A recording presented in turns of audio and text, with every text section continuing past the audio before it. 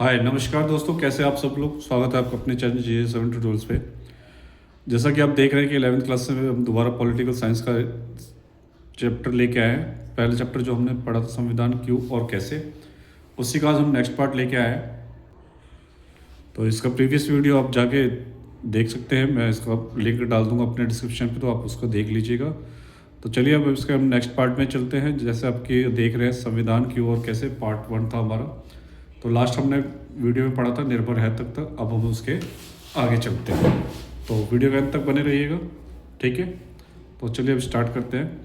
तो संविधान को प्रचलन में लाने का तरीका, इसका मतलब है कि कोई संविधान कैसे अस्तित्व में आया, ठीक है। जिसने संविधान बनाया और उनके पास इसे बनाने की कितनी शक्ति थी। अनेक देशों में संविधान इसलिए निष्प्रभावी होते हैं क्योंकि वे सैनिक शासकों या ऐसे लोग अलोकप्रिय नेताओं के द्वारा बनाए जाते हैं जिनके पास लोगों को अपने साथ लेकर चलने की क्षमता नहीं होती। विश्व के सर्वाधिक सफल संविधान भारत, दक्षिण अफ्रीका और अमेरिका के हैं, ठीक है। वे ऐसे संविधानों के उदाहरण हैं जिन्हें एक सफल राष्ट्रीय आंदोलन के बाद बनाया गया। यद्यपि भारतीय संविधान को औपचारिक रूप से एक संविधान सभा ने दिसंबर 1946 और नवंबर 1949 के मध्य बनाया, पर ऐसा करने में उसने राष्ट्रीय आंदोलन के लंबे इतिहास से काफ़ी प्रेरणा ली। राष्ट्रीय आंदोलन में समाज के सभी वर्गों को एक साथ लेकर चलने की विलक्षण क्षमता थी और संविधान को भारी वैधता मिली क्योंकि उसे ऐसे लोगों ने बनाया जिसमें समाज का अटूट विश्वास था और जिनके पास समाज के विभिन्न वर्गों से सीधा संवाद करने और उनका सम्मान प्राप्त करने की क्षमता थी। तो यहाँ आपने देखा कि विश्व के सर्वाधिक सफल संविधान किस किस के हैं, भारत, दक्षिण अफ्रीका और अमेरिका के। और ये क्या था कि एक संविधान सभा के दिसंबर 1946 और 1949 के मध्य बनाया, पर ऐसा करने से उसने राष्ट्रीय आंदोलन के लंबे इतिहास में काफ़ी प्रेरणा ली, ठीक है। आगे चलते, संविधान निर्माता लोगों को यह समझाने में सफल रहे कि संविधान उनकी व्यक्तिगत शक्तियों को बढ़ाने का कोई साधन नहीं है। यही कारण है कि संविधान को भारी वैधता मिली, ठीक है। संविधान का अंतिम प्रारूप उस समय की व्यापक राष्ट्रीय आम सहमति को व्यक्त करता है। तो यहाँ पे आप देखें कि लोगों को जब यह पता चलता कि है कि उनका संविधान न्यायपूर्ण नहीं है, तो वो क्या करते हैं।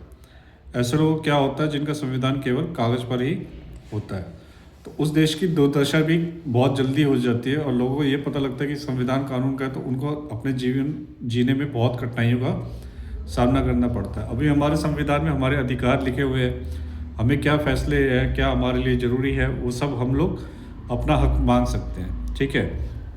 तो कुछ देशों ने अपने संविधान पर पूर्ण जनमत संग्रह कराया जिसमें सभी लोग अपनाए जा रहे संविधान के पक्ष या विपक्ष में राय देते हैं।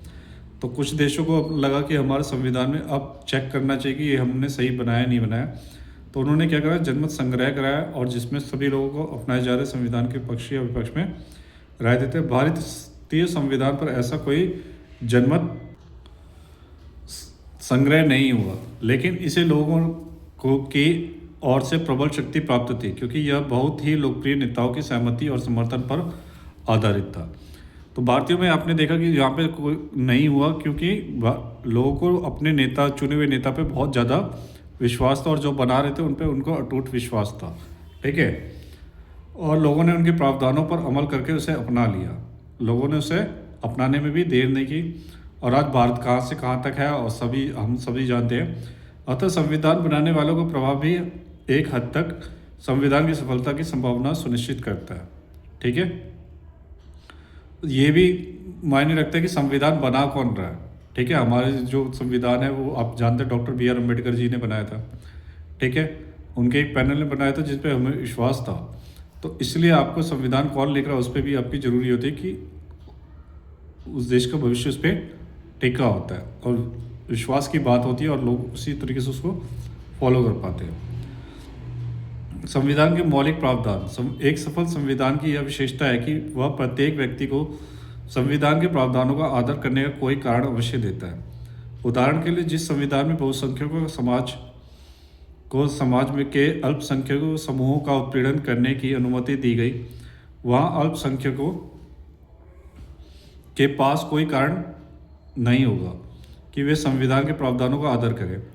कोई संविधान अन्य लोगों की तुलना में कुछ लोगों को ज़्यादा सुविधाएं देता है या सुनियोजित ढंग से समाज के छोटे छोटे समूहों की शक्ति को और मजबूत करता है, तो उसे जनता की निष्ठा मिलनी बंद हो जाएगी। यदि कोई समूह यह महसूस करे कि उसका पहचान को दबाया जा रहा है, तो उसके पास संविधान को मानने का कोई कारण नहीं होगा। कोई भी संविधान खुद से न्याय के आदर्श स्वरूप की स्थापना नहीं करता, लेकिन उसे लोगों को विश्वास दिलाना पड़ता है कि वह बुनियादी न्याय को प्राप्त करने के लिए ढांचा उपलब्ध कराता है। आप यहाँ देख सकते हैं कि नेपाल के संविधान निर्माण का विवाद, जो नेपाल के संविधान में विवाद हुआ था कि संविधान बनाना कोई आसान और सुगम काम नहीं है। नेपाल संविधान बनाने की एक जटिल प्रक्रिया का उदाहरण है। 1948 के बाद से नेपाल में 5 संविधान बनाए जा चुके हैं। आप जानते भी अभी बीच में नेपाल में भी क्या हुआ था, तो 1948, 51, 59 और 62 और 90 में, लेकिन ये सभी संविधान नेपाल नरेश द्वारा प्रदान किए गए। 1990 में संविधान द्वारा बहुदलीय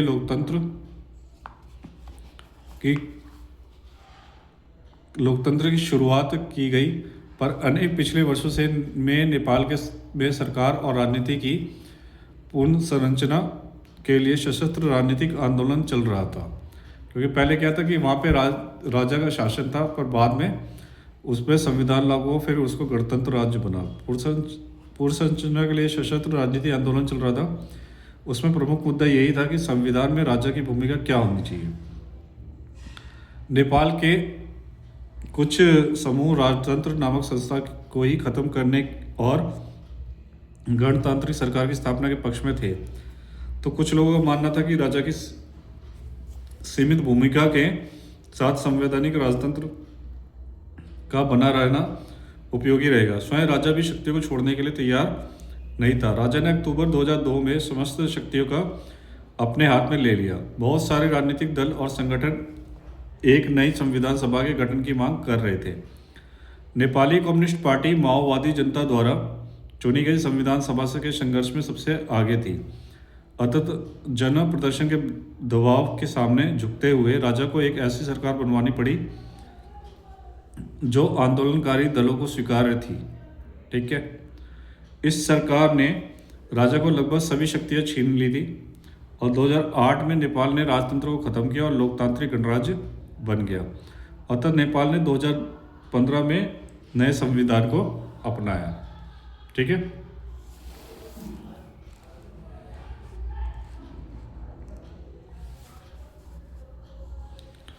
अब देख रहे हैं कि आप इस विचार के प्रयोग में लाए कि स्वयं अपने से यह प्रश्न पूछे कि समाज के कुछ बुनियादी नियमों में से ऐसी कौन सी चीज़ें होनी चाहिए जिनसे सभी लोगों को उन्हें मानने का एक कारण मिल सके। कोई संविधान अपनी नागरिकों की स्वतंत्रता और समानता को जितनी अधिक सुरक्षा करता है, उसकी सफलता की संभावना उतनी ही बढ़ जाती है। मोटे तौर पर कहे तो क्या भारतीय संविधान प्रत्येक नागरिकों को एक ना एक ऐसा उदाहरण देता है जिससे वह उसकी सामान्य रूपरेखा का समर्थन कर सके। इस पुस्तक को पढ़ने के बाद आप इस प्रश्न का हाँ में उत्तर देने की स्थिति में होने चाहिए। अब है संस्थाओं की संतुलित रूपरेखा। संविधान को जनता नहीं, प्राय एक छोटा समूह ही नष्ट कर देता है, क्योंकि वह अपनी शक्तियाँ बढ़ाना चाहता है। ढंग से बनाए रख संविधान में शक्तियों के इस प्रकार बांट दिया जाता है जिससे कोई एक समूह संविधान को नष्ट कर सके। संविधान की रूपरेखा बनाने की एक कारगर विधि यह सुनिश्चित करना है कि किसी एक संस्था को सारी शक्तियों पर एकाधिकार ना हो। ऐसा करने के लिए शक्तियों को कई संस्थाओं में बांट दिया जाता है। उदाहरण के लिए भारतीय संविधान शक्ति को एक समान धरातल पर विधायिका, कार्यपालिका और न्यायपालिका जैसे संस्थाओं को स्वतंत्र संवैधानिक निकाय जैसे निर्वाचन आयोग आदि में बांट देता है। ठीक है, अब देखिए भारतीय संविधान में क्या है, शक्ति के विधायिका अलग कर दिया, कार्यपालिका अलग कर दिया, न्यायपालिका अलग कर दिया। इससे फ़ायदा ये होगा कि सब अपने अपने कार्य क्षेत्र में अच्छे से काम कर सकते हैं और हमें भी एक ही जगह जाके परेशान होने की जरूरत नहीं। हम हर चीज़ के लिए अलग अलग जगह जा सकते हैं, जिससे भीड़ भी कम होगी और हमें सुनने वाले ज़्यादा से ज़्यादा लोग होंगे। जैसी संस्थाओं और स्वतंत्र संवैधानिक निकाय जैसे निर्वाचन आयोग आदि में बांट देते हैं। इससे यह सुनिश्चित हो जाता है कि यदि कोई एक संस्था संविधान को नष्ट करना चाहे तो अन्य दूसरी संस्था उसका अतिक्रमण को नियंत्रित कर लेगी। ये भी बहुत अच्छा है कि अगर कोई एक संस्था हमारी नहीं सुन रही और वो बर्बाद हो रही है या उसको संविधान से नष्ट करके दूसरी जो है वो उसको टेक ओवर कर लेगी, ताकि एकदम से हमारे संविधान पे इस पर कोई असर या देश पे कोई फर्क पड़ेगा नहीं। अवरोध और संतुलन के कुशल प्रयोग ने भारतीय संविधान की सफलता सुनिश्चित की है। संस्थाओं की रूपरेखा बनाने में इस बात का भी ध्यान रखा जाता है कि उसमें बाध्यकारी मूल नियम के और प्रक्रियाओं के साथ अपनी कार्य प्रणाली में लचीलापन का संतुलन होना चाहिए, जिससे वह बदलती आवश्यकताओं और परिस्थितियों के अनुकूल अपने को ढाल सकें। ज़्यादा कठोर संविधान परिवर्तन के दबाव में नष्ट हो जाता है और दूसरों और यदि संविधान अत्यधिक लचीला है तो समाज को सुरक्षा और पहचान ना दे सकेगा। सफल संविधान प्रमुख मूल्यों को रक्षा करने और नई परिस्थितियों के अनुसार स्वयं को ढालने में एक संतुलन रखते हैं। आप भारतीय संविधान निर्माताओं के साथ साझेदारी के नवे अध्याय संविधान एक जीवंत दस्तावेज में महसूस करेंगे, जिसमें भारतीय संविधान को एक जीवंत दस्तावेज की संज्ञा दी गई है। ठीक है, अपने प्रावधानों में परिवर्तन की संभावना और एक हद तक ठोस रूप में संतुलन बैठाकर संविधान सुनिश्चित करता है कि वह दीर्घायु होगा और जनता का आदर प्राप्त करेगा। इस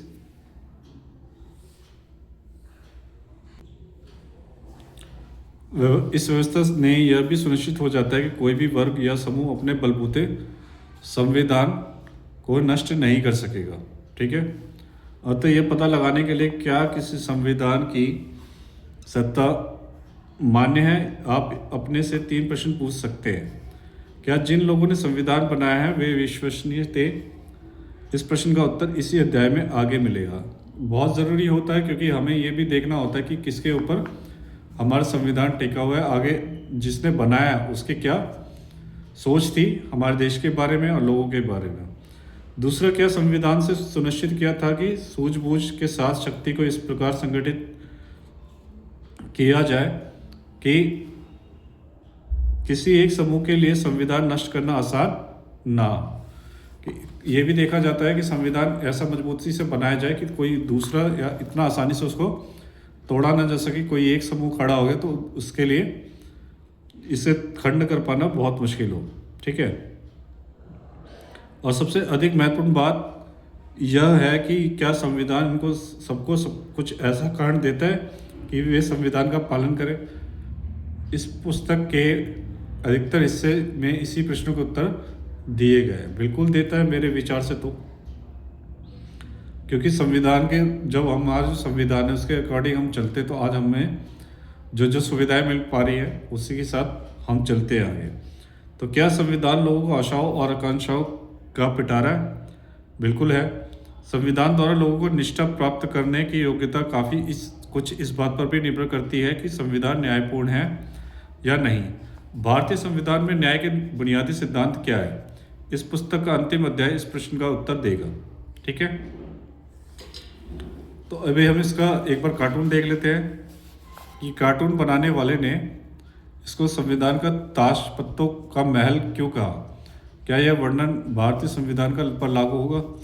ताश के पत्तों का महल इसलिए कहा क्योंकि अगर एक विचारधारा ना हो, कौन बना रहा है उस पर ना हो, तो फिर उसको फॉलो करने वाले ना हो, सब अपने मन मत पे चले, तो ये ताश के पत्तों की तरह ढह सकता है। पर भारतीय ऐसा नहीं है क्योंकि सब में अलग अलग है। और दूसरा जिन्होंने हमारा संविधान बनाया उन पे हमें बहुत अटूट विश्वास है।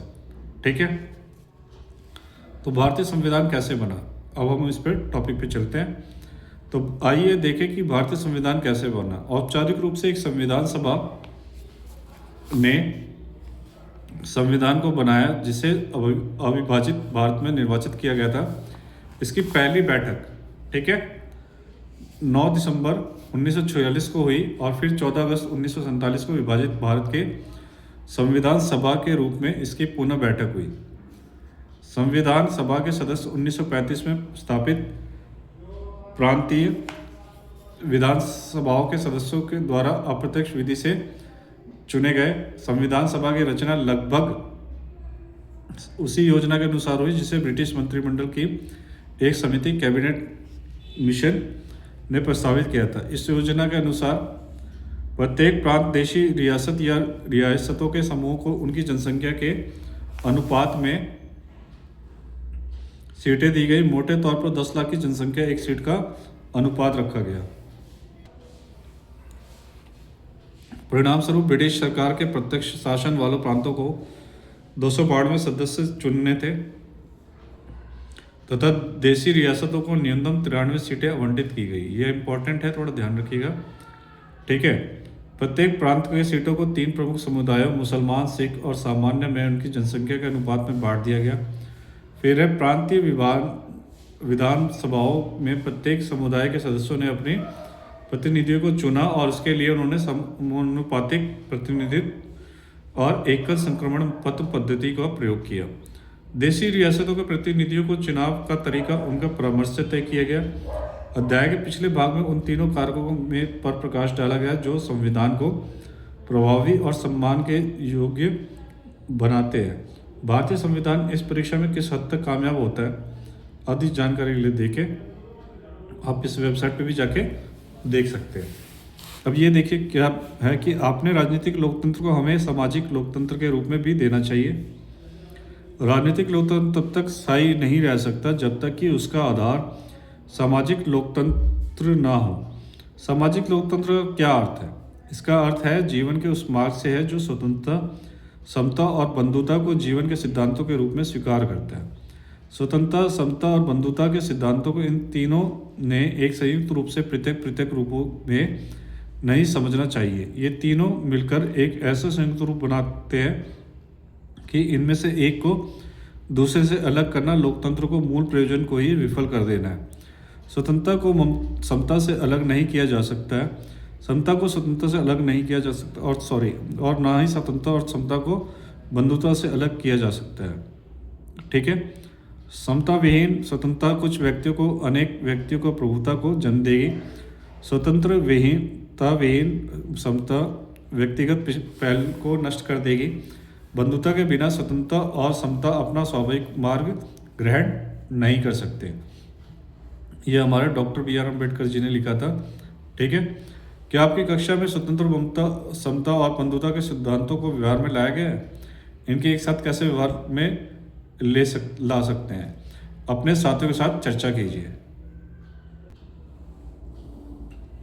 संविधान सभा का स्वरूप 3 जून 1947 की योजना के अनुसार विभाजन के बाद वे सभी प्रतिनिधि संविधान सभा के सदस्य नहीं रहे जो पाकिस्तान के क्षेत्र से चुनकर आए थे। ठीक है, जब भारत पाकिस्तान का बंटवारा हो गया था तो पाकिस्तान से जो चुन के आए थे वो नहीं रहे। संविधान सभा के वास्तविक सदस्यों की संख्या घटकर 299 रह गई। इनमें से 26 नवंबर 1949 को कुल 284 सदस्य उपस्थित थे। उन्होंने 2 ही अंतिम रूप से पारित संविधान पर अपने हस्ताक्षर किए। इस प्रकार इस उपमहाद्वीप विभाजन से उपजी विभाजिता विश्व और हिंसा के बीच संविधान निर्माण का काम हुआ, लेकिन संविधान अत्यधिक दबाव में एक संविधान बनाया, बल्कि इस विभाजन के कारण हुई अकल्पनीय हिंसा से सही सबक भी लिया। भारत के संविधान ने नागरिकता की एक नई अवधारणा प्रस्तुत की। इसके अंतर्गत अल्पसंख्यक ने न केवल सुरक्षित होंगे बल्कि धार्मिक पहचान का नागरिक अधिकारों पर भी कोई प्रभाव नहीं पड़ेगा।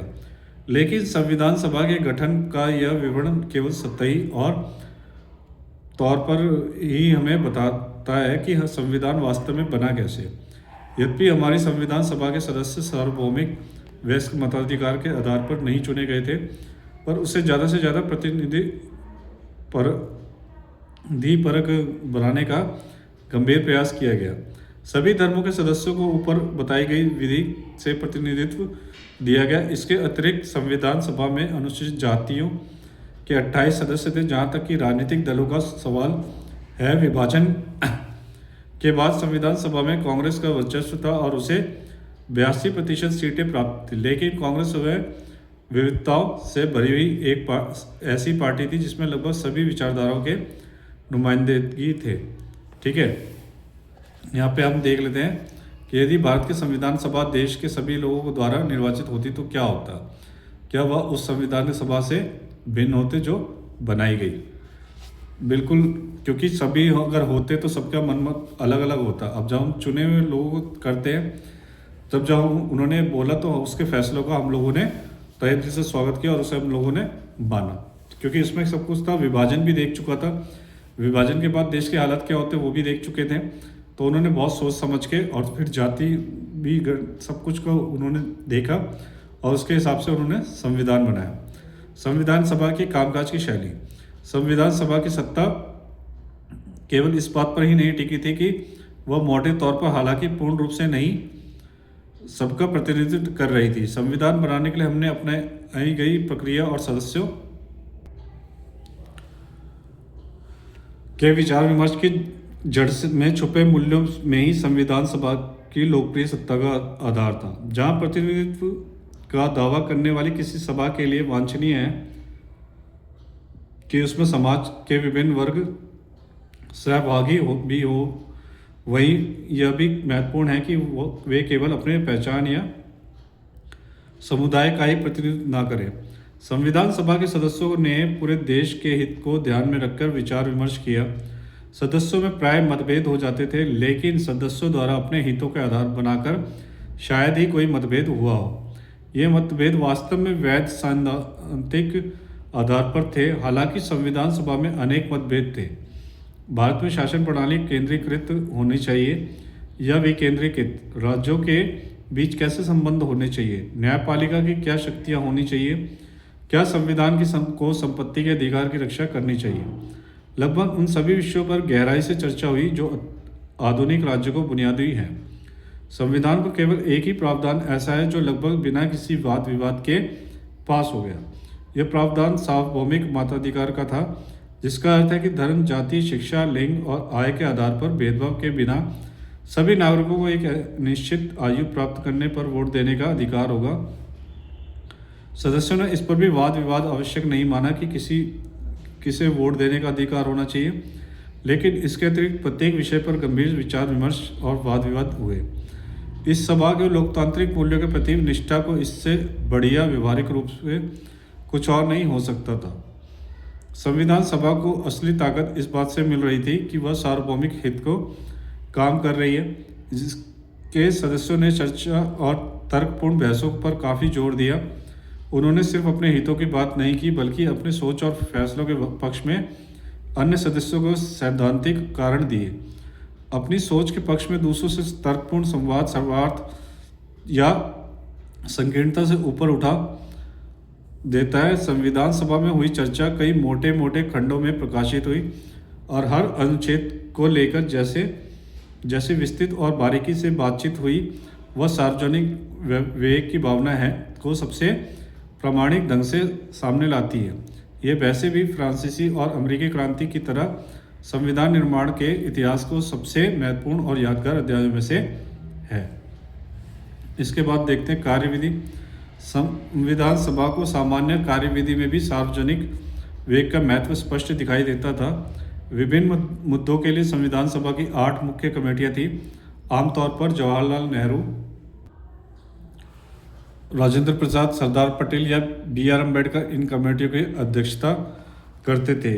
ये ऐसे लोग थे जिनके विचार हर बात पर एक दूसरे का सम्मान नहीं थे। अम्बेडकर तो कांग्रेस और गांधी के कड़े आलोचक थे और उन पर अनुसूचित जातियों के उत्थान के लिए पर्याप्त काम न करने का आरोप लगाते थे। पटेल और नेहरू बहुत से मुद्दों पर एक दूसरे से असहमत थे, फिर भी सबने एक साथ मिलकर काम किया और प्रत्येक कमेटी ने आमतौर पर संविधान के कुछ कुछ प्रावधानों का प्रारूप तैयार किया, जिन पर बाद में पूरी संविधान सभा में चर्चा की गई। आमतौर पर यह प्रयास किया गया कि फैसले आम राय से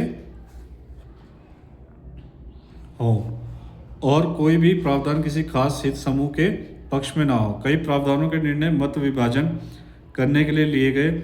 ऐसे अवसरों पर भी हर सरकार का ध्यान रखा गया और हर तर्क और शंका का समाधान बहुत ही सावधानी से किया गया।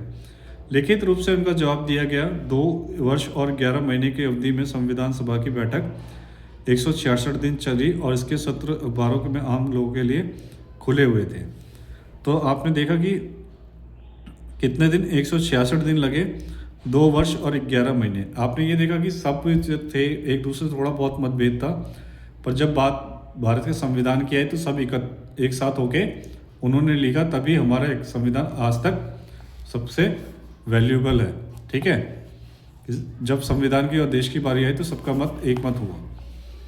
तो आप देख सकते हैं कि हमारे संविधान के बड़े बड़े नाम आपने पढ़े, जैसे जवाहरलाल नेहरू जो हमारे प्रधानमंत्री थे, डॉक्टर राजेंद्र प्रसाद जो हमारे राष्ट्रपति थे, सरदार पटेल, B.R. अम्बेडकर। ठीक है, यहाँ देखिए संविधान सभा के अध्यक्ष डॉक्टर राजेंद्र प्रसाद और प्रारूप समिति के सभापति डॉक्टर B.R. अम्बेडकर एक दूसरे को अभिवादन करते हुए, जैसा मैंने महसूस किया, शायद ही किसी ने किया हो कि प्रारूप समिति सदस्यों, विशेषकर इसके सभापति डॉक्टर अम्बेडकर ने स्वस्थ होने के बावजूद कितने उत्साह और लगन के साथ, ठीक है, तब क्या था, डॉक्टर अम्बेडकर ने अस्वस्थ, उस टाइम उनकी तबीयत ठीक भी नहीं थी, उसके बावजूद भी कितने उत्साह और लगन के साथ कार्य किया।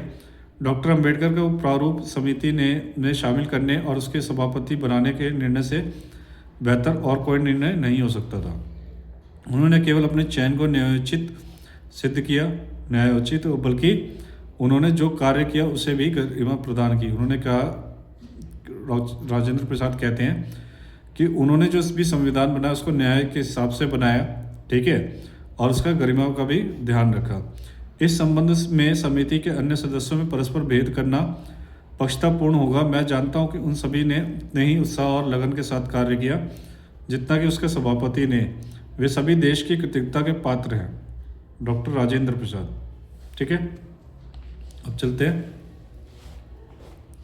कि राष्ट्रीय आंदोलन की विरासत। लेकिन कोई भी संविधान केवल अपनी संविधान सभा को बूते नहीं बनता। भारत की संविधान सभा इतनी विविधतापूर्ण थी कि वह सामान्य ढंग से काम ही नहीं कर सकती थी यदि उसके पीछे उन सिद्धांतों को आम सहमति न होती जिन्हें संविधान में रखा जाना था। इन सिद्धांतों पर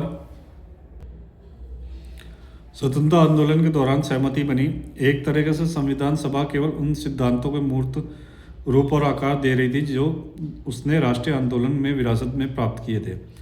संविधान लागू होने के बाद कई दशक पूर्व से ही राष्ट्रीय आंदोलन में उन प्रश्नों में पर चर्चा हुई थी जो संविधान बनाने के लिए प्रासंगिक थे, जैसे भारत में सरकार का स्वरूप और संरचना कैसी होनी चाहिए, हमें किन मूल्यों का समर्थन करना चाहिए, किन असमानताओं को दूर किया जाना चाहिए आदि। इन बहसों से प्राप्त निष्कर्षों को ही संविधान में अंतिम रूप प्रदान किया गया।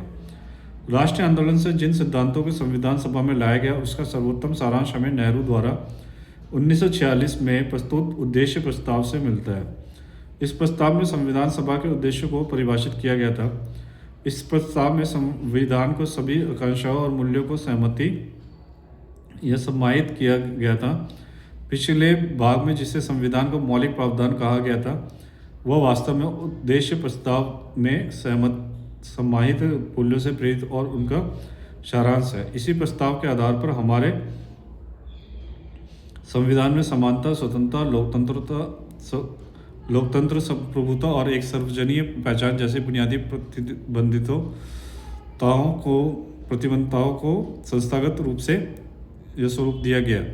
अतः हमारा संविधान केवल नियमों और प्रक्रियाओं के भूल-भुलैया नहीं है, बल्कि यह एक ऐसी सरकार बनाने की नैतिक प्रतिबद्धता है जो राष्ट्रीय आंदोलन में लोगों को दिए गए आश्वासनों को पूरा करेगी।